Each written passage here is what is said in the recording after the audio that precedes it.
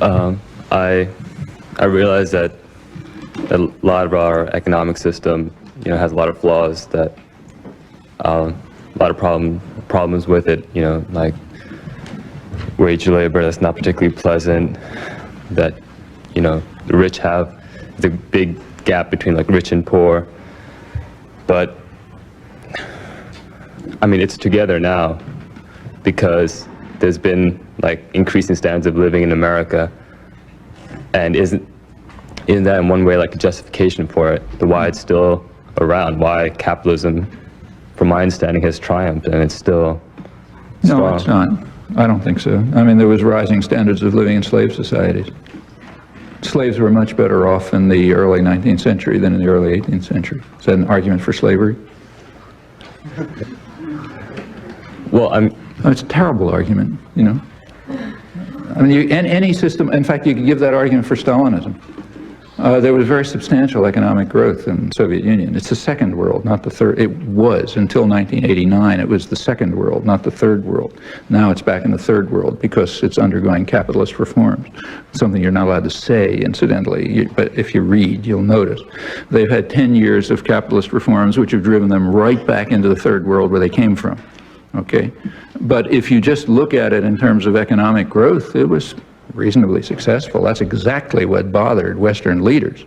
If you read the documentary record, right up to the 1960s, where it sort of runs dry at the moment, you find that the great concern was that the Soviet Union was presenting itself as a model for modernization within a single generation. And that was raising all sorts of trouble, not only in the third world, but even in the rich countries. They didn't care about Russian aggression. What they cared about, or Stalin's terror or anything, and it didn't bother anybody. In fact, Truman admired Stalin, thought he was an honest man, to deal with him and so on. He said he didn't care what happens in Russia, and so on. But the same with Churchill, incidentally, who was defending Stalin in cabinet meetings as a great man and so on and so forth. They kill as many people as they want. That's irrelevant.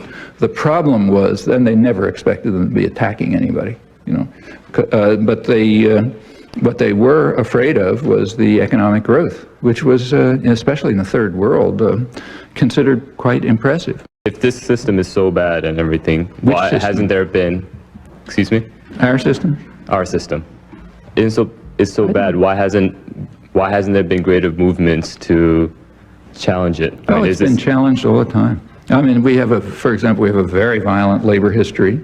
Hundreds of American workers were being killed right into the late 30s. Finally, they got labor rights. There has been a very extensive challenge through the 50s. In the 60s, the whole thing blew up. And in fact, many concessions had to be made. And it still continues. I mean, we right now happen to be in a period of regression, but as I say, it's cyclic. There was much more regression in the 1920s when labor was really crushed. So yes, there's always challenge and struggle. But when you say, is the system so bad, I don't even know what that means. I mean, slave societies went on for centuries and centuries without any challenge. Okay? Did that justify them? And in fact, if you really want to be serious about it, the slave owners were giving arguments rather like yours. So slavery, very much like it. Read, say, George Fitzhugh, who was the leading spokesman for the American slave owners in the South. At the time when it was becoming a serious issue, like around the 1840s, he had pretty powerful arguments in favor of slavery. What he was saying is, look, the reason you Northerners are against slavery is because you're anti-Negro racists. We are not racists. We think that you should take care of your subjects. So we treat them nicely. And we even do that on economic grounds because they're our capital. Like if I make an anachronistic analogy, if I buy a car and you rent a car, okay, and somebody comes a year later and has a look at the two cars, which car is going to be in better shape? Okay, well, mine, because I own it, so I'm going to take care of it. Not yours, because you rent it and you can just throw it away and get another one, okay? That's exactly Fitzhugh's argument. He says, look, we own people, you just rent them. So therefore we take care of them. We treat them well, we respect them, they're our capital. Besides, we have human relations with them. We're pre-capitalist, we still have human relations. You just treat them as tools under wage slavery, and they're much worse off. So we're the ones who are moral, you're the ones who are immoral. And in fact, under the slave system, if you take a look, it was reasonably efficient. Conditions were sort of improving. People lived better, slaves lived better in 1850 than in 1750. Okay, everything you're saying could stand as a perfectly good, not only could be a good argument for slavery, but was offered as an argument for slavery. Similar arguments were given for Bolshevism, or take, say, fascism. I mean, why was Hitler so popular? Hitler was the most, through the 30s, Hitler was the most popular leader probably in German history. Well, the reason is he carried out a social revolution. People were living a lot better. I mean, like not everybody, not Jews, for example, but Germans were living a lot better. It was very successful.